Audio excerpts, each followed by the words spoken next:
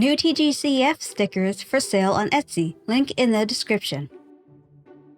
1 year ago, around September 2024, I was almost 30, the number society deems as the end of your youth.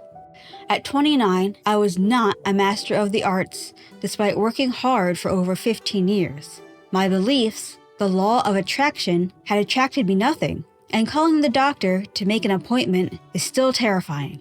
Also, I can't drive. Age 30 managed to be the worst year of my life. I started an Etsy. I bought a printer and a cutter, along with the packaging ready to ship things out. I know marketing and getting sales takes time, so I didn't mind that my stickers wouldn't sell right away, and at least there were 2 incomes from my parents. My mother worked as a receptionist for a foster home, and her boss loved to whine and complain about everything. She was not one to let people walk all over her, no matter what, so defending herself meant getting fired.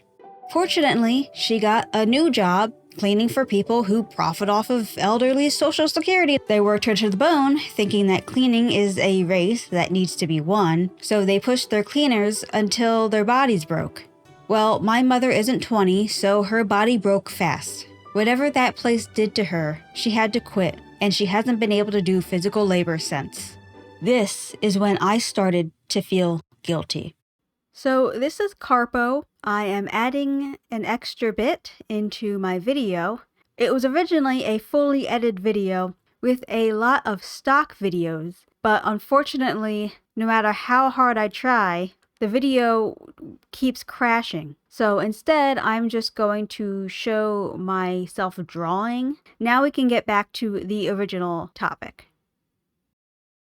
All this is happening in the span of 8 months. And I'm sitting over here trying to build a sticker shop. Maybe I should get a real job, but I'm scared.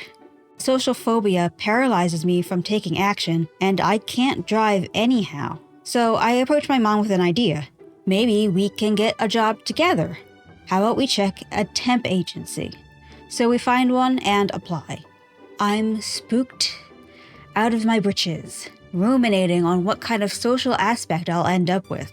The thought of a real job scared me so much that I got therapy. I was too scared to call the therapist myself, so I used a few days to muster up some courage. But I forgot to call, and my mom ended up doing it for me. I was shivering the whole time I was talking to my new therapist, but he ended up being super nice. Unfortunately, things only got worse.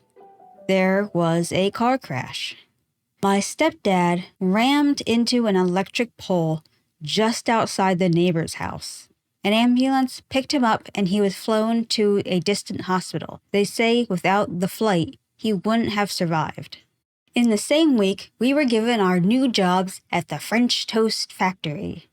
My first non-cleaning job and the most grueling experience I've ever had. You'd think the French Toast Factory would be simple and easy, but you spend those whole 8 hours hunched over. There's oil in the air, getting into your eyes and nose. My back was hurting and my feet were so sore I thought they were bleeding. My job had some pains, but somehow my mother got the worst one. She agreed to this job because she needed something that wouldn't strain her body. Somehow, she got the job where she has to lean over and reach to make sure that the ugly breadsticks get kicked out. The machine was totaled by Friday. They asked if we wanted to go to the neighboring factory or go home. My mother said, "We're going home," and we didn't go back. I kept wondering where I went wrong with my life. Maybe I should have tried harder with driving. Maybe I should have cleaned with my mother instead of making stickers. Maybe I should have stuck with therapy when I was a teenager. Maybe I shouldn't have been so dedicated to my beliefs. I told my mother my regrets, and she just said, "Well, you live and you learn." And she's right.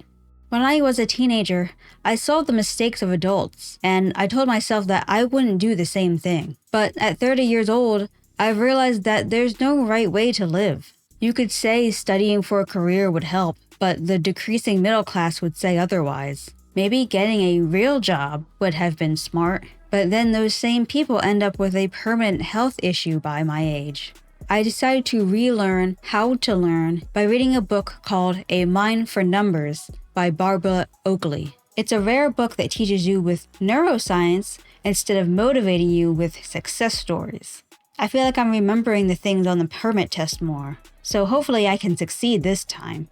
I'm already going to therapy in hopes to quell my social phobia, and I'm finding unique ways to make an income.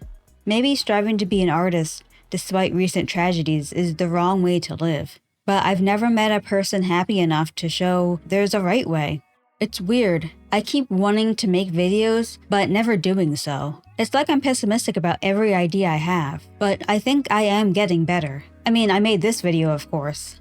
But I think what's helped me a lot is therapy. I don't know how therapy will affect me in the long run, but having a professional to talk about my social phobia really helps. That's why I'm making this video. I've been wanting to share my Etsy for some time, but I didn't want to make a video advertising it just to disappear. But with the help of therapy, if I'm feeling anxious, I can talk to someone about it. And my therapist said this: if I make something and I have good intentions, I can't take responsibility to how other people react to it. That's up to them. And I'm going to remember that from now on when making content. Not only do I want to avoid the pain of the French toast factory, but I also want to have things that I can look back on and be proud of my consistency. After being in the hospital for 2 months, my stepdad is finally in a rehabilitation center. We're hoping he'll come back home before Thanksgiving, but based on those 2 months, we're not sure he'll be back that quick. It helps him recover faster if my mother is there to support him, but she doesn't get paid in just being a companion. And on top of that, a lot of people want updates. So if she's not supporting him, she's on the phone, making sure everything is paid, or checking if there's any emergency discounts. She's been going to see him every morning and doesn't come home until after dark. Even when he does come home, he'll still have months of physical training to do before he can work. If he can work. I'm asking, if possible, supporting my family through GoFundMe. We thankfully haven't gotten a hospital bill or a helicopter bill, but our biggest concern is making sure he comes home with his house intact. Having a few months of bills paid would help ease our minds and let us plan without taking any panic actions. If you're not in a place to spare some change, I do have an Etsy.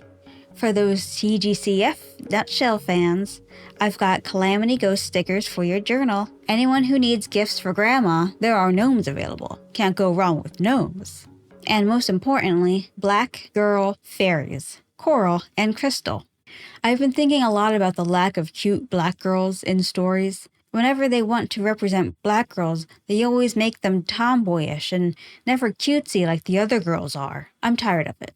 Black girls can be cute and pretty and whimsy, and that's what I will aim for in my Etsy shop from now on. I'm also working on a comic for them called Fairy Apocalypse. In a world where water is healing and magic has returned to Earth, these 2 girls go out and explore the remains of human civilization. You can read that on Webtoons, link in the description. Thank you for taking the time to watch this video. Thank you for your support, and look forward to more videos. I'll see you soon.